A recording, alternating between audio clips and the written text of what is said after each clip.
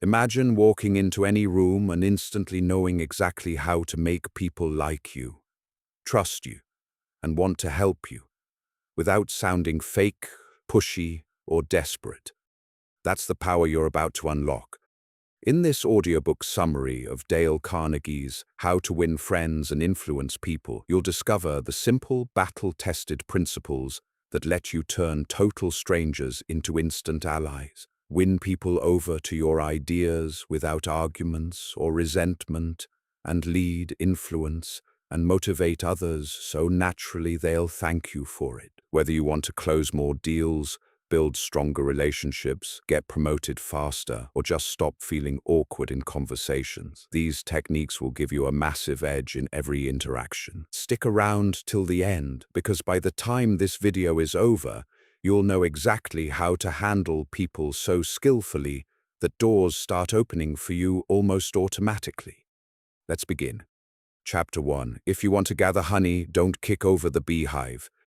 Imagine this. It's 1931, and New York City is in the middle of its biggest manhunt ever. Police have cornered a killer known as Two-Gun Crowley in his girlfriend's apartment. He's wanted for shooting a policeman in cold blood. When they finally capture him, he's bleeding from gunshot wounds. And what does he write in the letter he's scribbling as the bullets fly? Under my coat is a weary heart, but a kind one that would do nobody any harm. He honestly saw himself as the good guy. That same attitude shows up again and again. Al Capone, one of the most notorious gangsters in American history, insisted he was just giving people the lighter pleasures and helping them have a good time. Dutch Schultz, another cold-blooded killer, called himself a public benefactor right up until the day he was gunned down. Even inside Sing Sing prison, hardened criminals almost never blame themselves. They rationalize, they explain, they justify, just like you and I do. The truth is simple and a little uncomfortable. Nobody likes to be criticized. Criticism puts people on the defensive. It wounds their pride. It makes them want to strike back and justify every single thing they did. It almost never changes behavior for the better. It usually makes things worse. Dale Carnegie gives a perfect everyday example. A safety coordinator kept ordering construction workers to wear their hard hats. The men would sullenly agree, then take the hats off the second he walked away. So he tried something different. Instead of scolding them, he asked in a friendly voice, "Is that hat uncomfortable? Does it not fit right?" Then he gently reminded them that the hat was there to protect them from serious injury. The result? The workers started wearing the hats willingly, with no resentment. History is full of the same lesson. Theodore Roosevelt and President Taft's bitter feud split the Republican Party and helped put Woodrow Wilson in the White House, all because of criticism. The Teapot Dome scandal destroyed careers and a presidency because people refused to accept blame. Even Abraham Lincoln had to learn this the hard way. As a young man, he wrote sarcastic letters that nearly got him killed in a duel. After that, he almost never criticized anyone again. During the Civil War,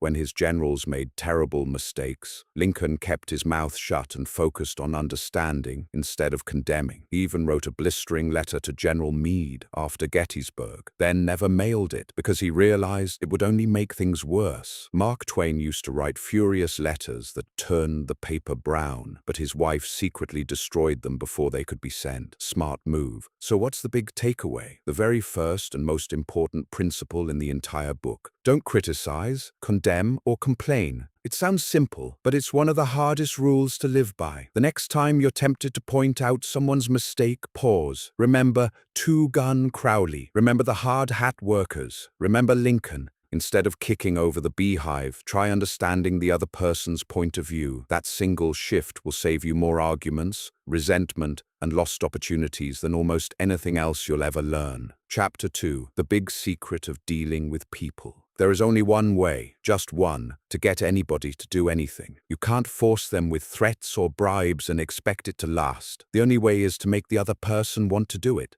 And what does every single human being on Earth want more than almost anything else? A feeling of importance. Sigmund Freud said all our actions spring from two motives, the sex urge and the desire to be great. John Dewey, one of America's greatest philosophers, put it even simpler. The deepest urge in human nature is the desire to be important. That craving is as real as hunger. Satisfy it honestly, and people will love you. Ignore it, and they'll drift away, or worse. Dale Carnegie shows how this hunger shows up everywhere. Farm boys in Missouri pinned blue ribbons on prize hogs because those ribbons gave their owners a feeling of importance. The same urge drove Abraham Lincoln to study law in a barrel of junk, inspired Charles Dickens to write immortal novels, and made John D. Rockefeller build hospitals for people he'd never meet. Even criminals chase it. When the FBI caught public enemy #1 John Dillinger, he proudly announced, "I'm Dillinger," because at least then he felt significant. People will go to incredible lengths for this feeling. Some become invalids just to get attention. Some even slip into insanity because reality denied them the importance they craved. So what's the practical secret? Give honest, sincere appreciation. Charles Schwab, the first American to earn $1 million a year, said his greatest asset wasn't technical knowledge. It was his ability to arouse enthusiasm through appreciation and encouragement. "I never criticize anyone," he said. "I believe in giving a person incentive to work, so I am anxious to praise but loath to find fault. If I like anything, I am hearty in my approbation and lavish in my praise." Andrew Carnegie paid Schwab that fortune for exactly this skill. Rockefeller used the same approach. When one of his partners lost $1 million, Rockefeller didn't scold. He praised him for saving 60% of the investment. Real appreciation works miracles where criticism fails. A wife asked her husband to list 6 things she could improve to be a better spouse. Instead of criticizing, he sent her 6 red roses with a note. "I can't think of 6 things I would change. I love you the way you are." The power of that simple appreciation moved her to tears. A janitor who was doing a terrible job suddenly started working perfectly because his supervisor began praising the good work he did do in front of everyone. Honest appreciation turned him around overnight. The difference between appreciation and flattery is simple. One is sincere and comes from the heart. The other is cheap and selfish. People can spot flattery instantly, but genuine appreciation, they never forget it. So here's principle 2, the big secret of dealing with people. Give honest and sincere appreciation. Do this, and you'll hold people in the palm of your hand. Do it consistently, and doors you never imagined will start opening for you. And we're just getting started. Chapter 3. He who can do this has the whole world with him. He who cannot walks a lonely way. Here's the simple truth that separates the people who influence others from those who walk through life alone. The only way to get someone to do anything is to make them want to do it. You can't force it with pressure, threats,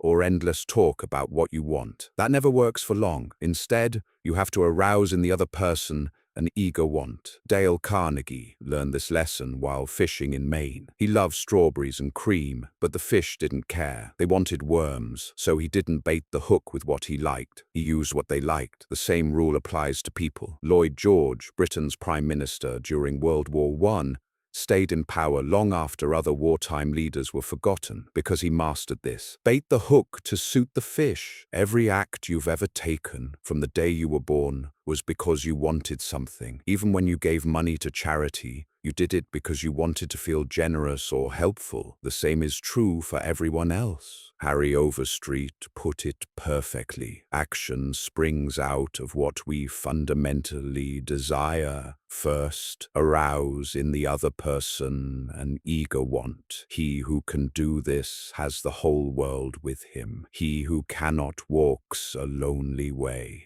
Andrew Carnegie used this to get his 2 nephews at Yale to write home. Instead of scolding them, he casually mentioned in a letter that he was sending each a $5 bill, but forgot to include the money. The replies came back instantly. A father named Stan Novak used it when his young son, Tim, threw a tantrum about starting kindergarten. Instead of ordering him to go, Stan and his family sat down and finger-painted together, laughing and talking about all the fun things Tim would do at school, singing, making friends, painting. By the next morning, Tim was sitting in the living room chair, fully dressed, waiting to leave so he wouldn't be late. When Carnegie himself faced a huge rent increase on the hotel ballroom he used for lectures, he didn't argue or complain. He sat down with the manager and listed, from the hotel's point of view, the advantages and disadvantages of raising the rent. The result? The increase dropped from 300% to just 50%, without Carnegie saying a single word about what he wanted. Henry Ford said the secret of success is simple. Get the other person's point of view and see things from that person's angle as well as from your own. Most people never do this. Look at the letters that land on your desk. They're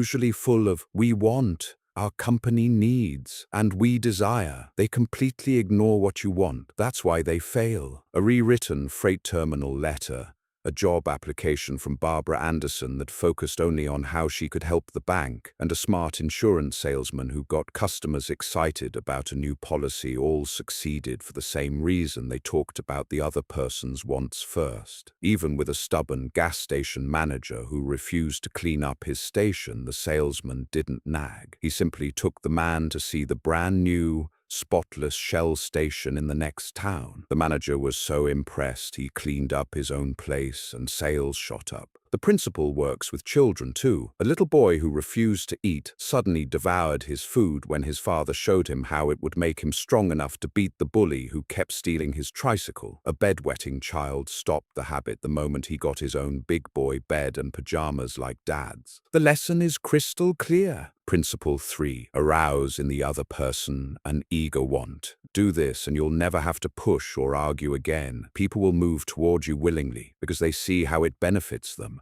Master this one idea and you'll have the whole world with you. Ignore it and you'll walk a very lonely way. Chapter 4. Do this and you'll be welcome anywhere. There's one simple action that will make you welcome in any room, any conversation, any group of people, instantly. Become genuinely interested in other people. That's it. Not clever conversation, not trying to impress them, not talking about yourself, just shifting the spotlight from me to them.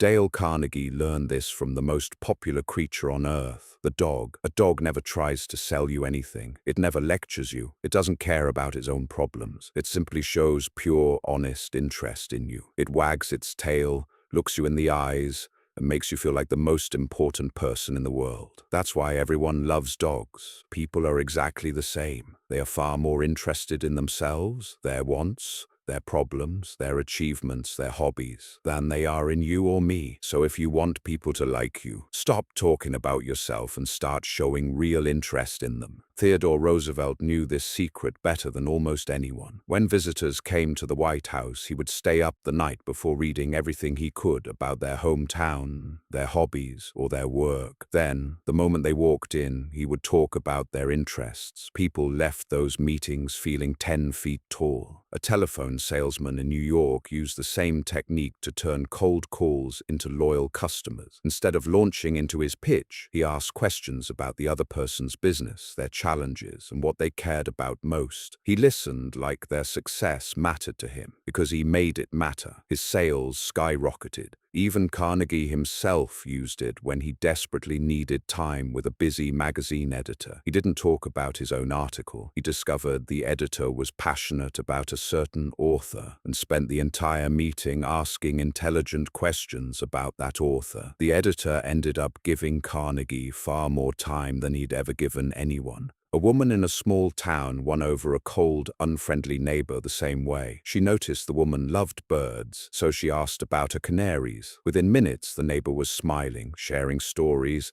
and inviting her inside for tea. The principle works because it's honest. People can smell fake interest from a mile away. But when your interest is real, when you actually care about what the other person is saying, they feel it immediately. Their guard drops. They relax, they like you, and here's the beautiful part. You don't have to be brilliant, funny, or charming. You just have to be interested. Principle 4. Become genuinely interested in other people. Do this, and you'll be welcome anywhere, at parties, in business meetings, in your neighborhood, even in your own home. Chapter 5. A simple way to make a good first impression. There is one incredibly simple action that can instantly make people feel good about you before you even say a single word. Smile. That's it, a genuine, warm smile. Dale Carnegie tells the story of a dog to prove the point. A dog doesn't speak, doesn't have money, doesn't have a fancy education, yet it wins friends everywhere it goes. Why? Because when a dog sees you,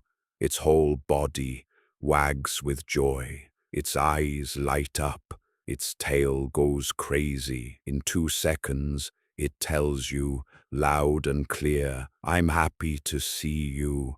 You make me happy." Humans are no different. Psychologists once ran an experiment with photographs. They showed people pictures of faces, some smiling, some not. The smiling faces were rated far more likable, more attractive, and more trustworthy every single time. The expression on your face is far more important than the clothes you wear or the words you choose. Carnegie shares the story of a woman who transformed her entire life with this one habit. She had been lonely, unhappy, and unnoticed. Then she decided to force herself to smile at everyone she met, at the doorman, the cashier, her co-workers, even strangers on the street. Within weeks, people started smiling back. Conversations started. Invitations came. She went from feeling invisible to feeling genuinely liked and welcomed everywhere. Even when you don't feel like smiling, do it anyway. Force it. The physical act of smiling triggers chemicals in your brain that actually make you feel happier. It changes your mood, and more importantly, it changes how everyone around you feels. Charles Schwab, the man who earned $1 million a year in the early 1900s, an enormous fortune back then, said his smile was worth $1 million to him. He claimed it was one of the biggest reasons for his success. People loved being around him because his smile made them feel good. Think about the last time someone gave you a big, sincere smile. How did it make you feel? Warm? Valued? Relaxed? That's exactly the feeling you can give others in a split second, every single day. Principle 5. Smile. It costs nothing, yet it can create everything. Better first impressions, stronger connections, happier conversations, and more opportunities. Do this one thing consistently, and the next chapters, the ones about remembering names, becoming a good conversationalist, and making people feel important, will become 10 times more powerful. Because when you smile, people don't just notice you, they like you. Let's keep going. Chapter 6. If you don't do this, you are headed for trouble. There is one tiny detail that can make or break your relationships faster than almost anything else. Forgetting someone's name. Dale Carnegie calls it the quickest way to show a person they don't really matter to you. And he learned this lesson the hard way. He once met a man at an event, had a pleasant conversation, and later couldn't remember the man's name. A few weeks afterward, he ran into him again and had to admit he had forgotten it. The man's face fell. Carnegie saw the disappointment instantly and never forgot how it felt. Contrast that with this. Andrew Carnegie, no relation, built one of the biggest fortunes in history, partly because he remembered the names of every single one of his mill workers. He made it a point to know them personally. People felt seen. They felt important. They worked harder for him. Napoleon Bonaparte knew the power of a name too. He had his secretaries memorize the names of every officer in his army, even the low-ranking ones, so he could greet them by name when he reviewed the troops. Soldiers would walk through fire for a commander who remembered them. Here's a modern example from the book. A hotel manager in Philadelphia trained his entire staff to remember the names of every guest. When a guest checked in, the clerk would repeat the name clearly and use it naturally during the conversation. Guests felt like VIPs. They came back again and again, and they told their friends about the place. The secret isn't a perfect memory trick. It's caring enough to make the effort. Carnegie gives a practical method that works for anyone. When you meet someone, pay close attention as they say their name. Repeat the name immediately in the conversation. Nice to meet you, Mr. Smith. If the name is unusual, Ask them to spell it or repeat it so you lock it in. Use the name several times while you're talking. It burns it into your mind. Write it down later if you need to, then review it. Why does this work so powerfully? Because to every person on earth, their own name is the sweetest and most important sound in any language. It's tied to their identity, their ego, their sense of self-worth. When you remember it and use it, you're giving them a quiet compliment. You matter. I see you. Principle 6. Remember that a person's name is to that person the sweetest and most important sound in any language. Do this consistently, and people will feel instantly connected to you. Skip it, and you risk making them feel invisible, even if everything else you say is perfect. This one habit alone can turn casual acquaintances into loyal friends and customers. Chapter 7. An easy way to become a good conversationalist. Most people think being a great conversationalist means having brilliant things to say, telling funny stories, or sounding smart. They're wrong. The easiest and most powerful way to become a great conversationalist is surprisingly simple. Stop talking and start listening, really listening. Dale Carnegie discovered this when he spent an entire evening at a dinner party with a botanist who had just returned from an expedition. Carnegie barely said 100 words. He simply asked questions, leaned in and showed genuine interest while the botanist talked excitedly for hours about exotic plants, his discoveries, and his work. At the end of the night, the botanist told the host that Carnegie was one of the most interesting conversationalists I have ever met. Carnegie had said almost nothing. He had simply listened with his whole attention. That's the secret. People don't want to hear you talk about yourself. They want to talk about themselves, their achievements, their problems, their opinions, their hobbies. These are the things that matter most to them. When you give them your full, enthusiastic attention, they feel important, they feel valued, and they automatically like you. Carnegie gives a perfect contrast. He once knew a man who could speak 4 languages fluently and had read widely, yet no one liked talking to him. Why? Because he never listened. He was always waiting for his turn to speak, always steering the conversation back to himself. People left him feeling bored and unimportant. The rule is clear. Be a good listener. Encourage others to talk about themselves. How do you do it in practice? Give the other person 100% of your attention. Put your phone away. Look them in the eyes. Ask open-ended questions that invite them to open up. What do you enjoy most about your work?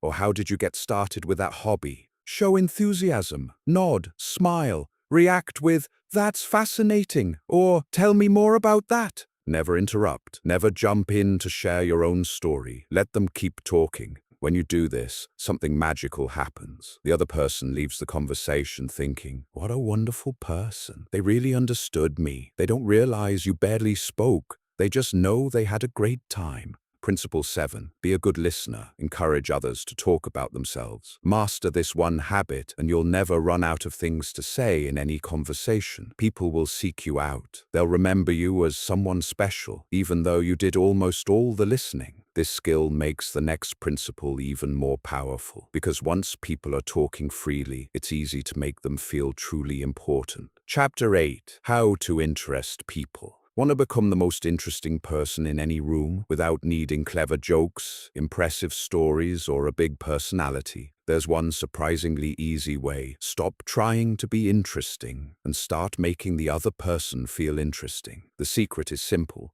Talk in terms of the other person's interests. Dale Carnegie learned this at a dinner party where he was seated next to a man who knew an incredible amount about a certain subject. Instead of talking about himself or trying to sound smart, Carnegie asked questions about the man's favorite topic and listened with real enthusiasm. He let the man talk for the entire evening. At the end of the night, the man told the hostess, "Mr. Carnegie is one of the most interesting people I have ever met."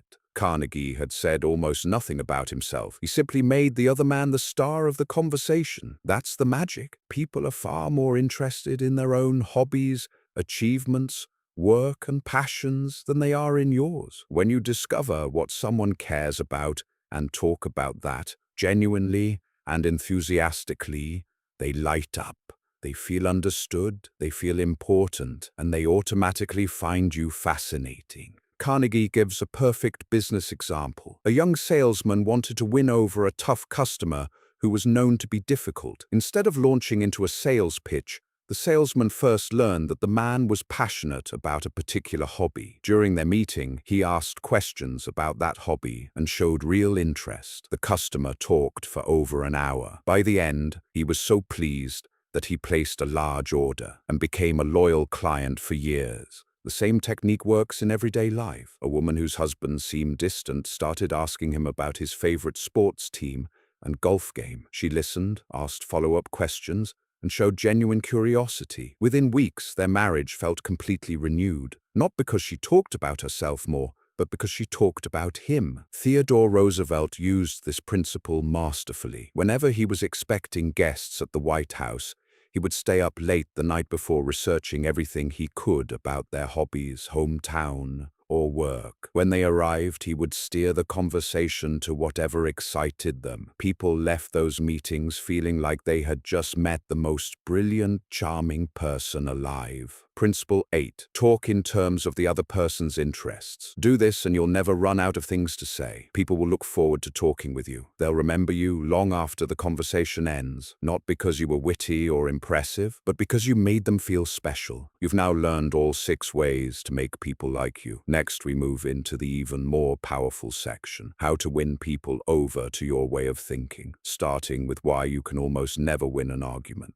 Chapter 9. How to make people like you instantly. There is one single habit that can make almost anyone like you within seconds, without clever lines, without trying to impress them, and without spending a dime. Make the other person feel important and do it sincerely. Dale Carnegie was standing in line at a busy New York post office. The clerk looked bored and tired, the same monotonous job day after day. Instead of complaining or staying silent, Carnegie decided to make that clerk like him. He looked for something he could honestly admire and noticed the man's thick, beautiful head of hair. With genuine enthusiasm, he said, "I wish I had your head of hair." The clerk's face lit up. He smiled, touched his hair, and they had a warm little conversation. That clerk left feeling 10 feet tall, all because someone made him feel important. That's the power of this principle. Everyone, deep down, craves a feeling of importance. John Dewey called it the deepest urge in human nature. William James said it's the craving to be appreciated. Satisfy that craving honestly, and people will love you. Do it insincerely, and they'll spot the flattery a mile away. Carnegie shares story after story that prove it works like magic. A quiet, shy 14-year-old boy named Chris lacked confidence in his crafts class. His teacher, Ronald Rowland, simply told him he was good enough to join the advanced class. The boy's face glowed with emotion. He stood 2 inches taller as he walked out, and that one sincere moment of recognition changed how he saw himself. An elderly lady living alone in a big house showed a visitor her treasures and her beloved Packard car that her late husband had bought her. The visitor admired everything with real warmth. In gratitude, she gave him the car worth hundreds of dollars, because for the first time in years, someone had made her feel truly important. A landscape architect admired a famous judge's prize-winning dogs. The judge spent over an hour proudly showing his kennel and pedigrees. Then he gave the man's son a valuable puppy, simply because someone had shown sincere appreciation for what he cared about most. Even the ultra-successful George Eastman, who built a $100 million fortune, craved that same feeling. When a salesman admired the beautiful woodwork in Eastman's office, Eastman lit up and spent hours showing him around and ended up giving him a huge order for theater seats. Principle 9, the 6th and final way to make people like you. Make the other person feel important and do it sincerely. This is the golden key that unlocks instant liking. It costs nothing, yet it creates everything: warmth, loyalty, and goodwill. You have now finished all 6 ways to make people like you. You know how to make anyone feel welcome, how to create great first impressions, remember names, become a great conversationalist, spark interest, and make people feel genuinely important. Next, we move into the even more powerful part of the book, how to win people to your way of thinking, without arguments, without resentment, and without ever making enemies. Chapter 10. You can't win an argument. Here's a hard truth that can save you years of wasted energy, damaged relationships, and lost opportunities. You can never win an argument, even if you're right. Even if you prove the other person wrong with facts, logic, and perfect reasoning, you still lose. Why? Because the moment you win, the other person feels defeated, humiliated, and resentful. Their pride is hurt, their ego is bruised, and they will almost never change their mind just because you proved them wrong. Dale Carnegie learned this the painful way at a dinner party. A man made a completely incorrect statement about a historical quote. Carnegie politely corrected him. The man argued back. The debate grew heated. At the end of the night, the man still believed he was right, and he disliked Carnegie for it. Later, Carnegie realized something powerful. The man didn't care about the facts. He cared about feeling important. By proving him wrong, Carnegie had made him feel small. Benjamin Franklin learned the same lesson early in life. As a young man, he was argumentative and always tried to win every debate. It cost him friends and opportunities, so he made a rule. He would never argue. Instead, he started agreeing wherever he could and gently guiding the conversation. People began seeking him out. He became one of the most respected and influential men in America. A traveling salesman named Patrick O'Hare used the same approach. Customers would challenge him, try to pick fights, and throw objections at him. Instead of arguing back, he would smile and say, "I may be wrong. Let's look at the facts together." He never fought, he never raised his voice, and he closed far more sales than any of his argumentative colleagues. The moment you argue, you put the other person on the defensive. They stop listening and start looking for ways to defend their position. Even if they know they're wrong, they'll rarely admit it in the middle of a fight. Principle 10. The only way to get the best of an argument is to avoid it. Let the other person feel right. Let them save face. Stay calm. Stay friendly. And move the conversation toward agreement instead of conflict. This single idea is the foundation for everything that comes next in the book. Because once you stop arguing, you can actually start winning people over to your way of thinking.